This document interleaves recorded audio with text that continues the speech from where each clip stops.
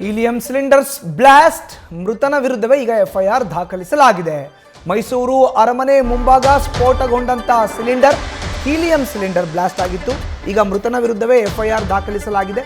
ನಿನ್ನೆ ಸಂಜೆ ಮೈಸೂರು ಅರಮನೆಯ ಮುಂಭಾಗ ಸ್ಫೋಟಗೊಂಡಿದ್ದಂತಹ ಸಿಲಿಂಡರ್ ಪ್ರಕರಣ ಇದು.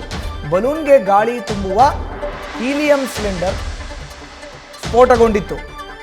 ಹೀಲಿಯಂ ಸಿಲಿಂಡರ್ ಸ್ಫೋಟದ ತೀವ್ರತೆಗೆ ಸಲೀಂ ಸ್ಥಳದಲ್ಲೇ ಸಾವನ್ನಪ್ಪಿದ್ದ. ಬಲೂನ್ ಖರೀದಿಸುತ್ತಿದ್ದವರಿಗೆ ಗಾಯಗಳಾಗಿದೆ. ಸಲೀಂ ವಿರುದ್ಧ ಈಗ ಎಫ್ಐಆರ್ ದಾಖಲಾಗಿದೆ. ಹೆಚ್ಚಿನ ಮಾಹಿತಿ ನೀಡಿದರೆ ನಮ್ಮ ಪ್ರತಿನಿಧಿ ರವಿ ಪಾಂಡವಪುರ ನೇರ ಸಂಪರ್ಕಕ್ಕೆ ಜಾಯ್ನ್ ಆಗಿದ್ದಾರೆ. ರವಿ, ಉತ್ತರ ಪ್ರದೇಶದ ಮೂಲದ ಸಲೀಂ ಸ್ಥಳದಲ್ಲೇ ಮೃತಪಟ್ಟಿದ್ದಾರೆ. ಬಟ್ ಆ ಪ್ರಕರಣ ಸಂಬಂಧಪಟ್ಟಂತೆ ಈಗ ಸಲೀಂ ವಿರುದ್ಧವೇ ಎಫ್ಐಆರ್ ದಾಖಲಾಗಿರುವಂತದ್ದು. ರವಿ,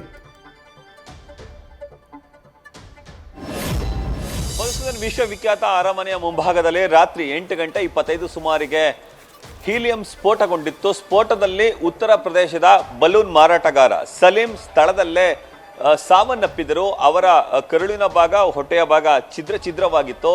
ಇದರ ಜೊತೆಗೆ ನಂಜನಗೂಡಿನ ಮಂಜುಳಾ, ಬೆಂಗಳೂರಿನ ಕಾಮಾಕ್ಷಿ ಪಾಳ್ಯದ ಲಕ್ಷ್ಮಿ ಅವರಿಗೂ ಕೂಡ ತೀವ್ರ ಸೀರಿಯಸ್ ಆಗಿದೆ. ಅವರಿಬ್ಬರನ್ನು ಕೂಡ ಮೈಸೂರಿನ KR ಆಸ್ಪತ್ರೆ ಹಾಗೂ ಖಾಸಗಿ ಆಸ್ಪತ್ರೆಗೆ ದಾಖಲಿಸಿ ಚಿಕಿತ್ಸೆಯನ್ನು ಕೊಡಲಾಗಿದೆ.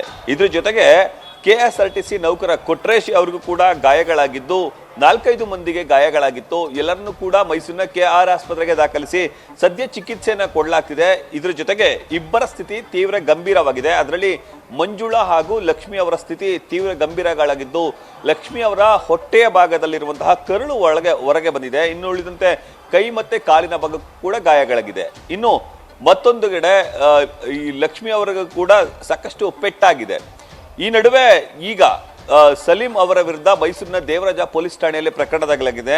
ಸಲೀಂ ಅವರು ಕಳೆದ 1 ವಾರದ ಹಿಂದೆ ಉತ್ತರ ಪ್ರದೇಶದಿಂದ ಮೈಸೂರಿಗೆ ಆಗಮಿಸಿದ್ರು. ಮೈಸೂರಿನ ಅರಮನೆಯ ಸುತ್ತಮುತ್ತಲೂ ಕೂಡ ಪ್ರತಿನಿತ್ಯ ಸೈಕಲ್ಗೆ ಹೀಲಿಯಂ ಸಿಲಿಂಡರ್ ಅನ್ನ ಕಟ್ಕೊಂಡು ಬೆಲೂನ್ ಅನ್ನ ಮಾರುವಂತ ಕೆಲಸಕ್ಕೆ ಮುಂದಾಗ್ತಿದ್ರು. ಅದೇ ರೀತಿ ನಿನ್ನೆ ರಾತ್ರಿ 8 ಗಂಟೆ ಸುಮಾರಿಗೆ ಅರಮನೆಯ ಮುಂಭಾಗದಲ್ಲಿ ಸದ್ಯ ಅರಮನೆಯಲ್ಲಿ ಮಾಗಿ ಉತ್ಸವ ನಡೀತಿರುವ ಕಾರಣಕ್ಕಾಗಿ ಸಾಕಷ್ಟು ಮಂದಿ ಪ್ರವಾಸಿಗರು ದೇಶ ವಿದೇಶ, ರಾಜ್ಯ ಹೊರ ಜಿಲ್ಲೆಗಳಿಂದ ಆಗಮಿಸಿದ್ರು.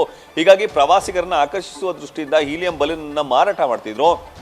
ಆ ಸಂದರ್ಭದಲ್ಲಿಯೇ ಎಲ್ಲರೂ ಕೂಡ ಅರಮನೆಯ ಮುಂಭಾಗ ನಿಂತ್ಕೊಂಡು ಒಂದಷ್ಟು ಜನ ಸೆಲ್ಫಿಯನ್ನು ಕ್ಲಿಕ್ಕಿಸಿಕೊಳ್ಳುವಂತ ಕೆಲಸಕ್ಕೂ ಕೂಡ ಮುಂದಾಗ್ತಿದ್ರು. ಹೀಗೆ ಕ್ರೌಡ್ ಇದ್ದಂತಹ ಸಂದರ್ಭದಲ್ಲಿಯೇ ಈ ಒಂದು ಹೀಲಿಯಂ ಸ್ಫೋಟಗೊಂಡಿತ್ತು. ಸ್ಫೋಟದ ತೀವ್ರತೆಗೆ ಸ್ಥಳದಲ್ಲೇ ಸಲೀಂ ಮೃತಪಟ್ಟಿದ್ರೆ ಎಲ್ಲರ ಸ್ಥಿತಿ ಗಂಭೀರ ಆಗಿತ್ತು. ಎಲ್ಲರನ್ನೂ ಕೂಡ ಆಸ್ಪತ್ರೆಗೆ ದಾಖಲಿಸುವಂತ ಕೆಲಸಕ್ಕೆ ಸ್ಥಳೀಯರಾಗಿ ಪೊಲೀಸರು ಮುಂದಾಗಿದ್ರು. ರಾತ್ರಿಯೇ ಬಾಂಬ್ ಪತ್ತೆ ದಳ, ಶ್ವಾನದಳ ಅಧಿಕಾರಿಗಳು, FSL ಟೀಮ್ ಎಲ್ಲರೂ ಕೂಡ ಆಗಮಿಸಿ ಎಲ್ಲ ತನಿಖೆಗಳನ್ನು ಕೂಡ ನಡೆಸಿದ್ದಾರೆ. ಈ ನಡುವೆ ಸಲೀಂ ಅವರ ವಿರುದ್ಧ ಈಗ FIR ದಾಖಲಾಗಿದ್ದು ಪೊಲೀಸರು ಮುಂದಿನ ತನಿಖೆಯನ್ನು ನಡೆಸುತ್ತಿದ್ದಾರೆ. ಮಧುಸೂದನ್, ಧನ್ಯವಾದ ರವಿ ನಿಮ್ಮ ಮಾಹಿತಿಗೆ.